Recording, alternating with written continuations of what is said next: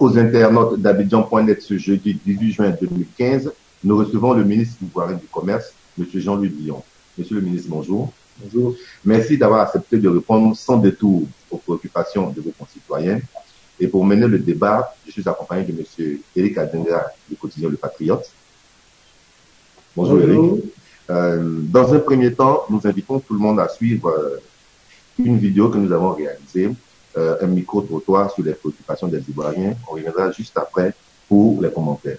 Je suis M.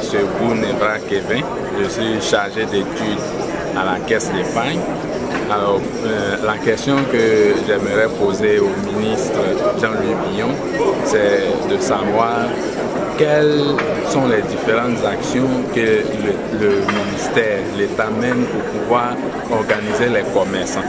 Parce qu'on constate un certain désordre dans l'installation des commerçants dans les rues, surtout quand on prend la commune d'Adjamé, on constate que les commerçants ne sont pas organisés, il y a beaucoup de désordre. Bonjour Monsieur le ministre, je suis M. Kofi, je suis cadre de banque. Je voudrais savoir, dans le cadre de l'émergence, quelle politique est-ce que vous comptez mettre en place pour amener les jeunes à créer des entreprises, à se mettre à leur propre compte, au lieu de rester toujours dans le schéma classique de l'emploi salarié. Bonjour Monsieur le ministre, je suis Kader Touré, chef de produit à la BNI. Ma question serait relative à ce qu'on appelle de façon générique la cherté de la vie. Aujourd'hui, ce n'est des secrets pour personne. Au fur et à mesure que le temps passe, le panier de la ménagère s'amenuise de plus en plus. Donc, quelles sont les mesures concrètes? Parce qu'il y a beaucoup de choses qui se disent, mais de façon concrète, quelles sont les mesures qui sont mises en place pour que l'Ivoirien X puisse, au fil des jours à venir, sentir qu'il y a quelque chose qui est fait dans le sens d'améliorer cette mobilisation. Merci. Bonjour Monsieur le ministre Billon, je suis mademoiselle Kraft. Il y a eu un décret qui a été pris il n'y a pas très longtemps concernant l'interdiction de la vente du pain dans les rues par des petits détaillants. Aujourd'hui, on constate que l'application n'est pas effective dans la mesure où ça existe toujours. Donc, je voudrais savoir ce qui a motivé cette décision et pourquoi les mesures qui ont été prises peinent à être appliquées. Bonjour Monsieur le ministre, je suis Monsieur Diarra de BNI Gestion. Monsieur le ministre, depuis votre nomination à la tête du ministère du Commerce, nous avons placé beaucoup d'espoir en votre nomination. Donc nous souhaiterons à ce que vous essayiez de travailler pour la diminution des denrées alimentaires en Côte d'Ivoire. Merci Monsieur le ministre. Je suis Jean-Philippe Assiré. En fait, j'ai une toute petite préoccupation pour Monsieur le ministre du Commerce. J'aimerais savoir aujourd'hui, face à la cherté de la vie, qu'est-ce que Monsieur le ministre, qu'est-ce que les différentes associations de consommateurs, en bref, qu'est-ce que l'État ivoirien compte mettre en œuvre à court, moyen et long terme pour un tant soit peu satisfaire la population? Parce qu'aujourd'hui, les denrées alimentaires sont de plus en plus chères. Nous sommes dans l'espoir d'entendre un jour que les denrées vont diminuer et que pour telle période les prix diminuent ou à telle période de fait les prix diminuent comme ça se fait dans d'autres pays. Mais nous sommes forcés de constater qu'aujourd'hui c'est des choses qui ne sont pas possibles. Donc j'aimerais savoir qu'est-ce que Monsieur le ministre et son gouvernement et son association et son personnel et en fait avec toutes ces activités compte faire pour pallier à cela. Bonjour, je suis Madame Zagol Clémence Ambeu de Boom Consulting. Donc nous faisons donc de la consultance dans les finances et dans le négoce. Donc Monsieur le ministre, la question que je voudrais vous poser, c'est au niveau donc de la commercialisation des produits vivriers. Nous savons que les femmes sont le plus dans ce secteur. Et donc, qu'est-ce que vous faites pour que ces femmes puissent véritablement commercialiser leurs produits et avoir une valeur ajoutée à ce qu'elles font? Parce que nous savons que quand la femme est assise financièrement, c'est toute la famille qui est bénie. Nous savons qu'au niveau de la Côte d'Ivoire, comme partout en Afrique, la plupart des familles même reposent sur la femme, les frais, l'éducation. Donc moi, ma préoccupation, qu'est-ce que vous faites pour la Côte d'Ivoire, pour ces femmes qui sont dans les vivriers? Quel est votre rapport pour ces femmes? Est-ce qu'on peut attendre du ministère du Commerce dans le secteur du vivrier? Monsieur le ministre, est-ce que vous sentez les Ivoiriens préoccupés par des questions liées à votre département, à votre ministère? Oui, bien sûr. Bon, il y a toujours la question de la cherté de la vie qui revient. Et c'est assez réducteur de penser que seul le ministère du Commerce est responsable de la cherté de la vie. C'est vraiment une responsabilité commune. Et en prenant ma fonction, j'ai dit que ce sera ma première priorité. Quand j'étais président de la Chambre de commerce, j'ai dénoncé régulièrement le manque de compétitivité et la cherté de la vie en Côte d'Ivoire. Personne ne le faisait, en réalité. Mais j'ai toujours dénoncé parce que je regarde les classements d'année en année. Tous les 6 mois, il y a des classements des villes les plus chères qui sortent. Et la Côte d'Ivoire, avec Abidjan, essentiellement, a été régulièrement classée ces dernières années dans les 50 villes les plus chères. Ok, nous reviendrons sur ce sujet qui fait partie des grandes préoccupations justement des internautes et des Ivoiriens. Les internautes sont à l'honneur. On commence tout de suite avec une préoccupation de Mme Lorraine Nguessan. Monsieur le ministre, j'aimerais savoir pourquoi les PME et l'artisanat vous ont été retirés. Sur cette question, il y a aussi Monsieur Ami, Madame Ami Fabamba, qui dit beaucoup de personnes se posent la question de savoir les actions que vous avez menées concrètement au niveau de l'artisanat et des PME avant qu'on vous les retire. Et Monsieur Blé, il est abondant dans le même sens. Votre ministère est scindé. Est-ce le signe du malaise entre vous et Monsieur Ouattara, le président de la République, sur certains sujets? Non. Je vous rassure tout de suite, il n'y a aucun malaise. Il y a eu un réajustement ministériel qui a touché 3 ministères. Alors c'est intéressant parce qu'on retient essentiellement le bilan. Autrement, 3 ministères ont été scindés pour ce réajustement.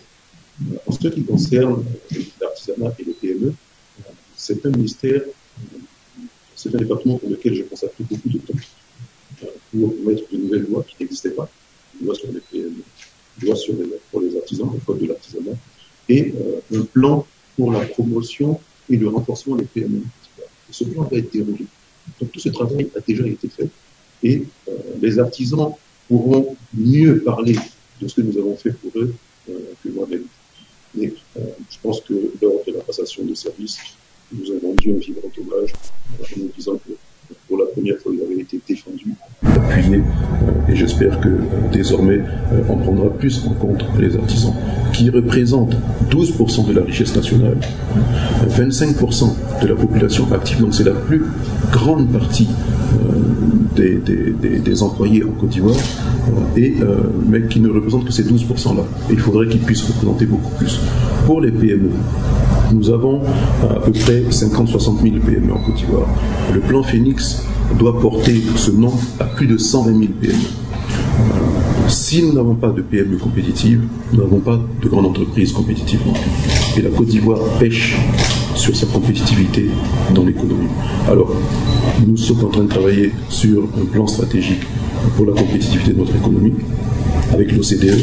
Et tout ça, ce sont des choses que nous avons apportées au niveau du gouvernement. Et cette étude qui est en cours en ce moment, qui va faire en sorte que nous avons un plan pour la Côte d'Ivoire, ça prendra du temps, c'est vrai. Mais il y a tellement de fondamentaux à changer pour gagner en compétitivité qu'il faut commencer aujourd'hui pour que demain nous ayons une économie compétitive. Pour l'instant, nous ne le sommes pas véritablement. Okay. Monsieur le ministre, la grosse préoccupation, la cherté de la vie. Je vous donne les questions telles que nous les avons reçues. Monsieur Balgan Kone de Bon. Bonjour Monsieur le ministre, je m'interroge sur la raison pour laquelle vous n'avez pas réussi à alléger le budget du panier de la ménagère. Vous sembliez avoir les réponses à ce problème avant de rentrer au gouvernement. Monsieur Aboudraman Ouattara d'Oranchéry, qu'en est-il du comité national de lutte contre la vie chère? Et tout cela va dans le même sens des préoccupations de monsieur Jean-Luc, de monsieur Fabrice Diocry, de monsieur Traoré Omar, qui va jusqu'à dire, la main sur le cœur, monsieur le ministre, dites-nous qu'est-ce que vous avez fait pour la lutte contre la vie chère. Il y a aussi M. Kader Touré de la BNI, M. Diarra, comme indiqué dans le film. Donc, la vie chère, préoccupation des Ivoiriens, la réponse de M. le ministre. La vie chère, je vous l'ai dit, quand on compare à certaines villes africaines, surtout d'Afrique du Nord ou bien en Afrique du Sud et en Afrique de l'Est, on se rend compte que cette zone de notre économie est chère. Mais il ne faut pas penser que c'est propre à la Côte d'Ivoire seule, d'une part. Et d'autre part, penser que nous sommes impactés par une cherté de la vie avec une augmentation régulière des prix chaque année. L'inflation est maîtrisée en Côte d'Ivoire. Elle n'est que de 2% par an. Donc c'est une inflation qui est supportable. Seulement nous sommes partis de prix très élevés depuis 2008, quand il y a eu les émeutes de la cherté de la vie dans pas mal de pays. Mais il y a en Côte d'Ivoire ce qu'on appelle l'indice harmonisé des prix à la consommation. Cet indice montre une augmentation régulière jusqu'en 2012 et avec un pic en 2010-2011 lors de la crise post-électorale. À partir de 2012, nous avons stabilisé cette augmentation. Et cet indice qui existe et qui est produit régulièrement en Côte d'Ivoire montre bien cela. Il s'agit maintenant de faire baisser considérablement les prix. Mais bon, pour faire baisser les prix, nous avons réactivé la Commission de la concurrence et de la lutte contre la cherté de la vie, qui lutte contre les monopoles et les pratiques commerciales anticoncurrentielles qui sont nombreuses en Côte d'Ivoire, avec beaucoup de fraudes en Côte d'Ivoire. Et lorsque je m'insurge contre les monopoles et le racket et tout ça, qui sont ancrés, et il y a des habitudes qui sont difficiles à changer en Côte d'Ivoire, vous avez même des journalistes qui défendent les monopoles en Côte d'Ivoire, ce qui est complètement incompréhensible pour moi. Donc, aujourd'hui, le code de la consommation des prix va être adopté au Parlement. Il est fortement attendu par les associations de consommateurs qui auront la possibilité de tester en justice, d'attaquer et d'avoir beaucoup plus de pouvoir. Donc, ça aussi, c'est un aspect.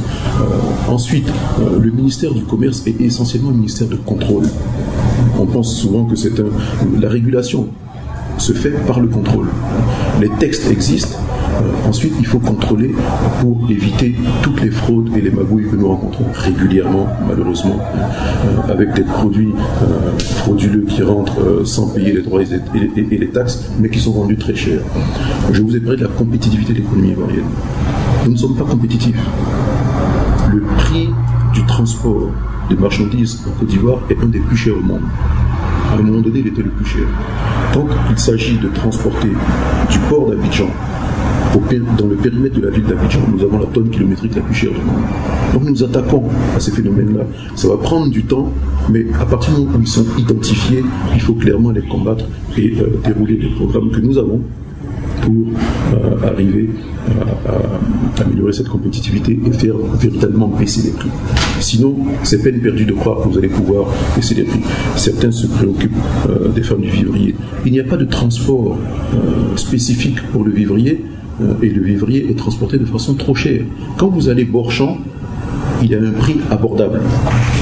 Lorsqu'il arrive sur les marchés, le prix a été multiplié par 10, voire par 20 par moment, avec tous les phénomènes que vous rencontrez. Donc il faut les combattre. Et je trouve que la presse nationale est relativement muette sur ces phénomènes-là. Parce que c'est une responsabilité collective et il faut qu'on arrive ensemble à faire changer les habitudes en Côte d'Ivoire. Monsieur le ministre, nous allons revenir sur ce point pour une meilleure compréhension justement des internautes et du public. Aujourd'hui, avec justement l'analyse que vous venez de donner, on voudrait que vous reveniez sur ce point. Quelles sont aujourd'hui les causes identifiées donc de la cherté de la vie et quelles sont les solutions que vous proposez à ces causes-là? Bon. Je vous ai parlé du transport. Du transport. Ça, au niveau de l'importation et de la mise sur le marché, nous ne sommes pas compétitifs. Donc nous travaillons sur la compétitivité du port autonome d'Abidjan aujourd'hui pour que les marchandises entrent sur le marché ivoirien avec de meilleurs prix. Mais nous avons, je vous ai parlé de tous ces comportements qui entravent. Cette compétitivité générale doit être améliorée. Vous ne pouvez pas penser réduire le coût de la vie si vous avez l'ensemble de l'environnement qui n'est pas compétitif. Donc, nous travaillons sur la réforme fiscale, qui est importante, pour avoir une fiscalité qui permet plus d'investissements, des prix moins onéreux, et il faut dérouler cette réforme de la fiscalité. Nous avons tous les plans pour améliorer le nombre d'entreprises, pour améliorer l'offre. Il y a trop de situations oligarchiques en Côte d'Ivoire avec trop peu d'offres. On le voit au niveau du ciment aujourd'hui, où nous avons été obligés d'importer du ciment pour que l'offre proposée soit supérieure pratiquement à la demande. C'est là que les prix vont baisser. Donc tous ces fondamentaux. Alors je dirais aussi, il y a des phénomènes, des facteurs beaucoup plus profonds. Regardez l'économie ivoirienne. Au final, vous avez très peu d'Ivoiriens qui sont dans le monde économique. Ils sont essentiellement dans le monde salarié et dans les fonctionnaires. Tant que nous aurons, et ce que je vous dis là est très sensible, une trop grande majorité de non-ivoiriens qui détiennent le secteur commercial et qui ont un souci de faire une marge importante pour pouvoir envoyer de l'argent à la maison, vous aurez une richesse. Il faut que les Ivoiriens s'approprient plus leur économie. À ce moment-là, l'investissement se refait plus régulièrement en Côte d'Ivoire même, et nous gagnerons également en compétitivité. Y a-t-il donc des actions prévues dans ce sens pour que les Ivoiriens se réapproprient le commerce? Bien sûr. Quand je vous ai parlé du plan sur les PME, il faut savoir que nous avons passé une loi sur les PME, d'abord, qui est fortement inspirée sur la loi américaine, le Small Business Act, qui a été la première loi consacrée aux PME. Donc, nous avons commencé par la loi sur les PME. Ensuite, le plan Phoenix, qui se déroule autour de 4 piliers essentiels: l'accès au financement, l'amélioration des techniques managériales, l'amélioration du climat des affaires et le développement de l'esprit d'entreprise dans le pays, qui va partir depuis l'école. Il faut savoir que le ministère de l'Éducation nationale a mis en place un cours d'entrepreneuriat depuis la petite école jusqu'à l'université. Nous allons le développer. Il faut véritablement que nous ayons cet esprit d'entreprise en Côte d'Ivoire. Et pour l'accès au financement, et c'est là que c'est intéressant, les PME ivoiriennes ont cette difficulté d'accéder au financement. Donc la loi prévoit que les marchés publics et même des grands marchés privés, bien cette loi prévoit qu'au moins 30% d'un marché puisse être sous-traité par une PME locale. Fort de ce marché, vous pouvez aller auprès d'un établissement financier et obtenir un préfinancement. Donc vous avez là la prérogative d'accès au financement. Voilà le genre de mesures qui nous permettront d'avoir plus d'entreprises demain et pour faire en sorte que l'Ivoirien ait un pouvoir d'achat plus élevé. Parce que quand on parle de cherté de la vie, c'est relatif au pouvoir d'achat. Vous amenez un Allemand en Côte d'Ivoire aujourd'hui, il peut vous dire que la vie n'est pas chère parce qu'il a un pouvoir d'achat plus élevé qu'un Ivoirien. Et seule l'entreprise, avec de meilleurs salaires et plus d'emplois, vont générer le pouvoir d'achat. Vous dites à un chômeur que le coût de la vie a baissé, pour lui ça ne fait aucune différence. Parce que sans salaire, sans pouvoir d'achat, il ne peut toujours pas faire face à cette cherté de la vie. On poursuit avec les préoccupations des examens. Oui, monsieur. Une réaction de M. Adingra. Oui, au niveau de la cherté de la vie, est-ce seulement le ministère du Commerce qui est impliqué dans la lutte contre la cherté de la vie? Parce qu'on a l'impression que vous êtes, vous êtes seul à Paris. Donc il y a d'autres ministères qui peuvent être impliqués dans la lutte contre la cherté de la vie. Le ministère des Ressources halieutiques, le niveau de l'élevage, le ministère des Transports, comme on avait évoqué tout à l'heure. Qu'est-ce qui est fait concrètement? Surtout que récemment, au cours du dernier séminaire gouvernemental, il a été fait cas de la cherté de la vie. Bien sûr que je ne suis pas... On regarde toujours le ministère du Commerce, je l'ai dit, mais je ne suis pas le seul qui est impliqué. D'ailleurs, c'est même une fonction délicate de demander aux commerçants de faire plus de commerce, alors qu'ils veulent travailler dans de meilleures conditions et faire plus de marge, et de satisfaire le consommateur qui veut une meilleure qualité et des prix plus bas. Donc c'est toujours une fonction à arbitrer qui est très difficile. Mais ce n'est pas le seul ministère du Commerce. Donc, nous travaillons en équipe pour améliorer la compétitivité générale de l'économie ivoirienne. Et tous les ministères sont concernés. Il n'y a pas. C'est pour ça que dans la commission, dans le comité de lutte contre la vie chère, il y a un certain nombre de ministères qui concernent le coût économique, l'industrie, l'agriculture, les ressources animales et halieutiques, le commerce, le transport, qui sont ensemble pour les mesures qui doivent être améliorées pour permettre Et si vous avez... alors, je vais vous donner quelques exemples. Vous avez... on fait partie de l'UEMOA et de la CEDEAO. À partir du moment où on prend une décision sur les tarifs extérieurs communs qui augmente les droits de douane, automatiquement vous avez une augmentation des prix de produits importés en Côte d'Ivoire. Et là, on peut faire très peu de choses puisque c'est supranational que nous devons respecter les textes que nous signons. C'est pour dire que, bien sûr que je ne suis pas seul, mais mes recommandations vont toujours vers moins de taxes, plus de compétitivité, moins de changement de prix à la hausse. C'est pour ça que le ministre du pétrole et de l'énergie vous dira, si on écoute le ministre Bion, il va falloir donner le carburant gratuit et l'électricité gratuite à l'ensemble des Ivoiriens. Bon, je ne demande pas l'électricité gratuite, mais avant de prendre une décision d'augmentation, je vais toujours vers l'augmentation la moins forte possible. Et quand on doit baisser le prix du carburant, comme c'est arrivé ces derniers mois, face à la baisse du coût du pétrole, je demande toujours des baisses plus importantes. Donc c'est normal, parce que je suis dans mon rôle. Mais lui est dans son rôle en voulant répercuter plus d'augmentation et préserver l'équilibre de la raffinerie et du secteur pétrolier et énergétique en Côte d'Ivoire. Donc chacun est dans son rôle et souvent les débats sont difficiles parce que le ministre du budget et le ministre de l'économie veulent plus de recettes. Donc quand on réclame une TVA beaucoup plus basse et une réforme fiscale en profondeur, bien sûr qu'elle prend plus de temps parce que chacun regarde ses fondamentaux. Mais de ce côté-là, moi, je n'ai pas dévié une seule seconde de ma trajectoire. Ok. Nous poursuivons avec les préoccupations des internautes. Monsieur Landon Chaud demande qu'est-ce que le ministère fait concrètement pour endiguer la contrefaçon qui pullule sur les marchés? Vous n'avez pas l'impression qu'il y a de l'impunité relativement aux vendeurs qui ont des copies de médicaments et de pagnes? Alors, la contrefaçon est un véritable fléau ici. Nous la combattons constamment. Mais seulement, bon, c'est pas rendu public régulièrement, mais nous saisissons des marchandises, nous détruisons les marchandises.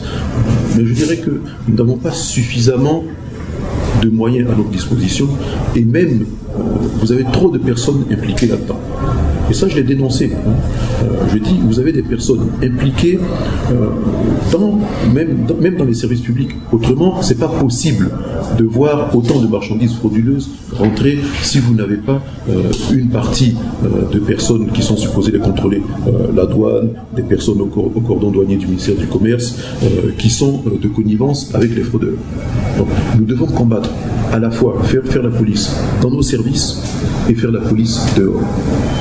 Et vous serez surpris, il y a à peine 15 jours, nous avons fait une grosse saisie, mais le nombre d'appels téléphoniques pour intervenir, le nombre de commissaires de police et autres qui viennent pour intervenir pour qu'on relâche les personnes et qu'on laisse les marchandises, c'est assez surprenant. Mais à mon niveau, je reste inflexible. Et à force d'exagérer, un jour je vais rendre public les noms, comme ça au moins. Moi je pense que c'est ce qu'il faut faire, parce qu'on a l'impression que vous parlez, mais il n'y a rien de chose. Donc on vous accuse. Que je prêche dans le désert, je ne prêche pas dans le désert. Mais je vais vous dire, j'ai dit le ministère du Commerce est un ministère de contrôle. Pendant longtemps, c'est un ministère qui était rattaché directement au ministère de l'Économie et des Finances. Et quand vous êtes au ministère de l'Économie et des Finances, ce contrôle-là, avec les contrôles fiscaux, vous donne beaucoup plus de moyens. À partir du moment où le ministère du Commerce a été scindé, les agents ont les mêmes prérogatives que des agents du ministère de l'Économie et des Finances, mais pas les mêmes moyens.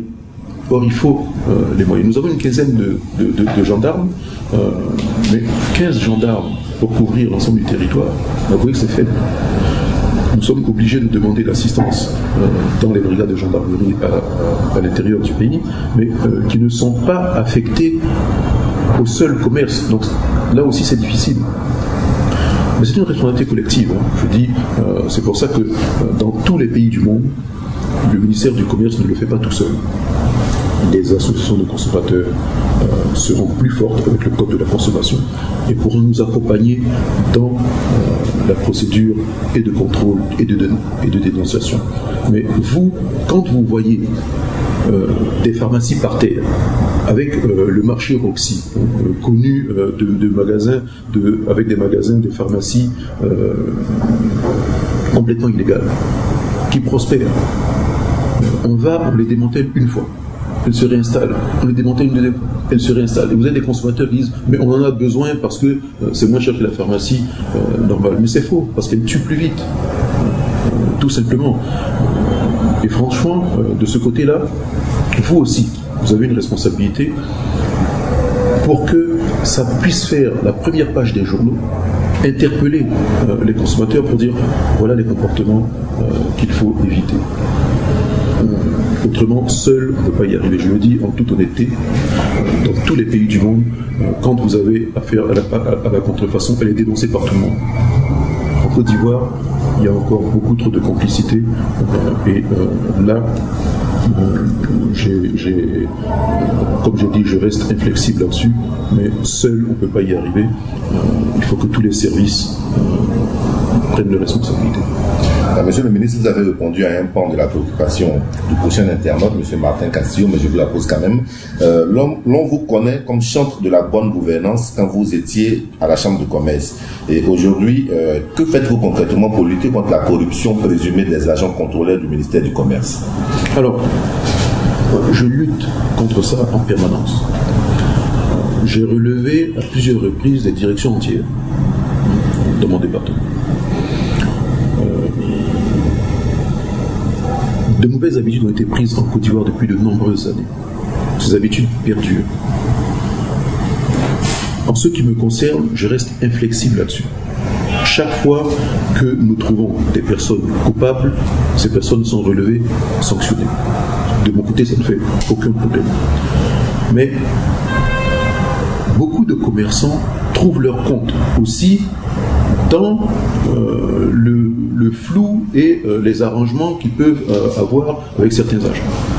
En arrivant, j'ai dit aux commerçants, vous savez, si vous êtes victime de quoi que ce soit, n'hésitez pas, ma porte est ouverte, venez me le dire. Très peu ont le courage de venir. Très peu viennent dénoncer des comportements. Il y a eu quelques-uns. Et ils peuvent vous témoigner que quand ils sont venus, les sanctions ont été prises. Et je leur ai demandé pourquoi vous ne venez pas plus régulièrement. Vous savez ce qu'ils m'ont répondu? Avec beaucoup de cynisme et de vérité. Monsieur le ministre, ça s'est toujours fait. On a toujours fait de cette façon. Vous arrivez, on sait que ça peut changer avec vous, mais le jour où vous partez, nous sommes avec les mêmes personnes et à ce moment-là, nous sommes morts. Alors c'est pour vous dire combien le phénomène est ancré et avec un cercle vicieux. Mais il faut savoir aussi que les agents du ministère du Commerce, de nombreux sont techniquement bons et corrects, travaillent dans des conditions extrêmement difficiles, se trouvent pénalisés par ceux qui se comportent mal. Et quand ils étaient autrefois rattachés aux finances, vous savez que le ministère des Finances reçoit des primes sur les résultats. Il faut que les primes sur les résultats soient à la hauteur des travaux et des risques pris par les agents du commerce. Et là, de ce côté-là, nous demandons publiquement, nous l'avons demandé au niveau du gouvernement, que les agents soient mieux rémunérés et qu'un système rémunérateur par prime puisse refléter leur véritable travail. Donc ça, nous y travaillons et j'ai bon espoir que nous allons l'obtenir au même titre que d'autres ministères, et notamment le ministère de l'économie et des finances. Mademoiselle Laetitia Kouassi voudrait avoir l'avis de monsieur le ministre sur l'augmentation du prix du sac de ciment et aussi sur le rachat de la société Number One par la Sodibra. Ok. Alors, l'augmentation du prix du ciment est un phénomène conjoncturel aujourd'hui. Vous avez beaucoup de constructions avec la reprise économique du pays. Vous avez la construction du barrage du Soubra, qui à lui tout seul consomme 30 à 40% du ciment produit en Côte d'Ivoire en ce moment. Donc ça a mené une pénurie. Suite à cette pénurie, vous avez des délais de livraison et de spéculation qui ont amené le ciment à passer de 90 000 à 120, 140, voire 160 000 francs dans certaines zones du pays. Le gouvernement a décidé de faire une importation importante de ciment pour augmenter l'offre. Donc nous allons surveiller les premiers arrivages ont été réceptionnés. Nous allons surveiller les semaines qui viennent le comportement des prix, et si jamais les prix ne vont pas plus à la baisse, eh bien l'augmentation de l'importation sera beaucoup plus conséquente pour avoir un ciment beaucoup plus compétitif en Côte d'Ivoire. Mais il faut savoir aussi que l'industrie est en train de littéralement doubler de capacité, mais c'est de l'industrie, donc ça va prendre un peu de temps. Mais d'ici un an, vous allez voir que la capacité installée va doubler. Mais nous surveillons fortement cet aspect pour que le coût de la construction puisse baisser en Côte d'Ivoire. Alors, l'autre volet de sa question, c'était number one. On revient à la situation monopolistique dont vous parliez en même temps. Moi, j'ai apprécié le fait que l'Union des consommateurs de Côte d'Ivoire ait saisi la Commission de la concurrence. Donc, il faut faire confiance en nos institutions, parce que maintenant que la Commission de la concurrence est mise sur pied et que nous avons la Commission de la concurrence au niveau de l'UEMOA, il faut maintenant que les acteurs économiques jouent leur rôle, tout simplement. Et tous ceux qui ont intérêt peuvent saisir une commission, peuvent saisir le ministre pour qu'une décision soit prise. Mais qu'elle se rassure, il y a d'autres investissements de brasserie en cours, donc cette situation monopolistique ne restera pas très longtemps. Et je le dis, ceux qui se battent pour obtenir des monopoles en Côte d'Ivoire mènent un combat d'arrière-garde qui est perdu d'avance. L'avenir va vers plus de concurrence. Dans quelques temps, vous allez avoir plus de supermarchés et d'hypermarchés en Côte d'Ivoire.